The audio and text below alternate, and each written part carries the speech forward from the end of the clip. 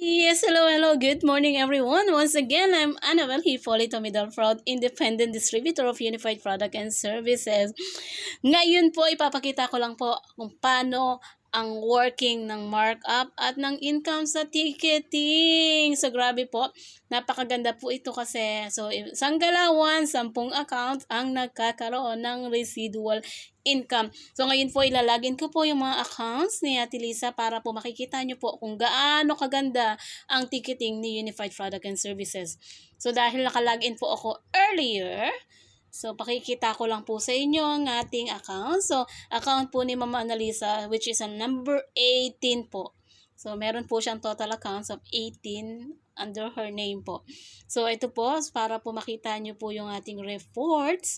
So, general reports po, kung mapapansin nyo po, ang ating ticketing. So, ang ticketing niya nung January 23 na nagbook kami ng ticket. So, may income po siya. Makita nyo po, 500 peso. And today po, nag-send po kami ng eCash to eCash. So, may charge po 25 at meron po kami extra na 15 peso, 'di ba? Napakaganda. So, ito po yung first account niya. So, log out po tayo para makita niyo po yung residual income.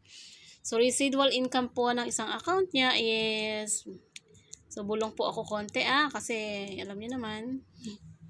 So, ang dadaanan pong account niya is number 17. So, sa number 17, and ang password po nito is, na alam ko naman na hindi nyo po nakikita.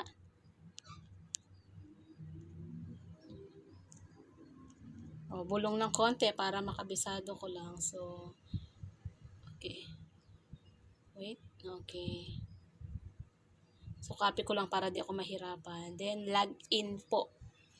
So, this is her third account. So, may e-cash pa siya na 8886 for this one. And then, reports. So, let's see the reports. So, Unilevel ticketing. Grabe, di ba? So, yan po si Unilevel is ang residual income. So, piso noong January 20, nag-insurance siya. And then, ngayon, noong January 23 naman po, nag-ticketing yung number 18 niyang account. So, meron po 10 pesos, si number 17 niya. So, ang second account po is number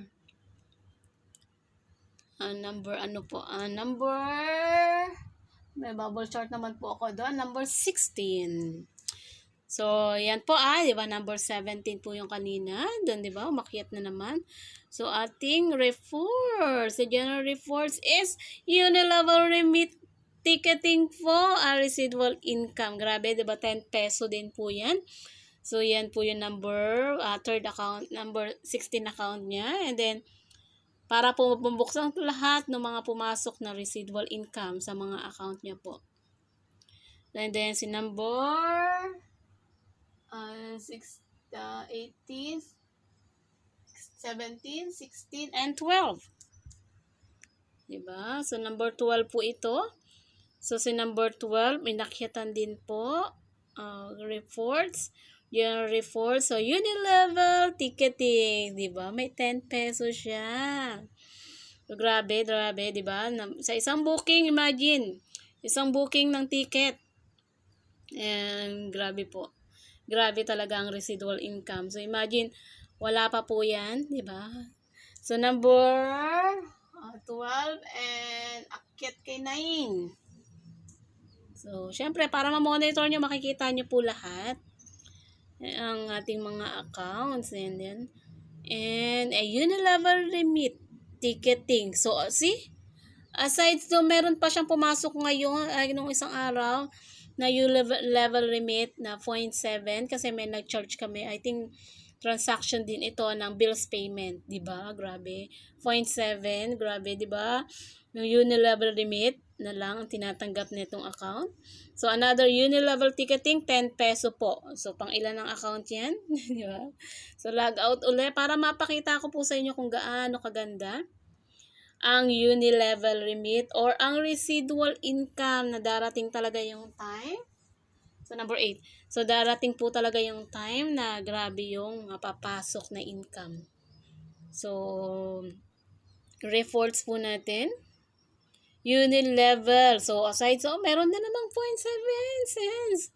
So, I think yung may isang transaction na ginawan doon na may pumapasok. Ayan, 10 peso. Uli, Unilevel ticketing, residual income ng ticketing. And, ayan. So, pang ilan na ba yun? Then, ito pang isa. Let's say, that's number 7. Kasi yung ibang account po is under po sa pangalan niya. Pangalan ng kanyang kapatid po.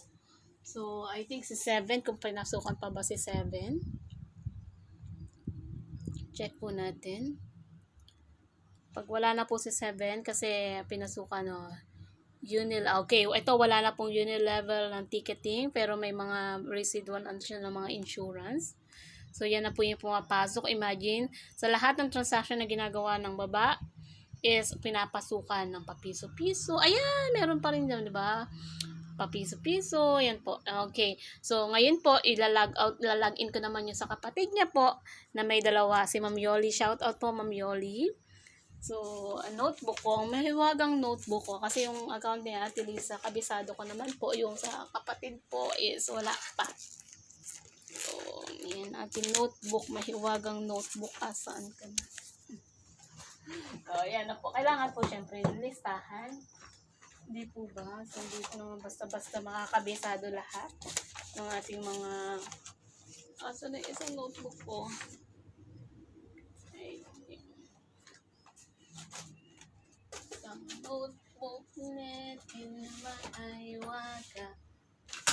Makapal naman po kasi yung notebook ko isa, kaya ayan, medyo ayan, so, hindi po ko na siya makita, pero at least ang pinasukan po yung account ni Ma'am Yoli, dalawa, and then ni Ma'am Marlene at ni Ma'am Mona Lisa. So grabe po, ganyan po kaganda yung ating network, o diba? So grabe po, ang saya. So, imagine isang galawan nyo, 10 accounts yung aakyatan ng residual income. So, kitang-kita. Di ba? So, ano pang hinihintay? So, kaya po, yan yung kagandahan. Yan yung kagandahan na may multiple accounts at inuna mo yung pamilya mo. Di ba? So, inakyatan na po ng income yung kapatid ni Ma'am Lisa, si Ma'am Yoli, dalawa yung account, Ma'am Yoli, at yung dalawang anak ni Ma'am Yoli na si Ma'am Mona Lisa at Ma'am Marlene. So, grabe, ang ganda-ganda po ng kitaan dito kay Unified. So, isang galawan, lahat po is inaakyatan ng income. So, yun lang po for today. Once again, I'm Annabel Hipolito Midel, proud independent distributor of Unified Product and Services. Good morning.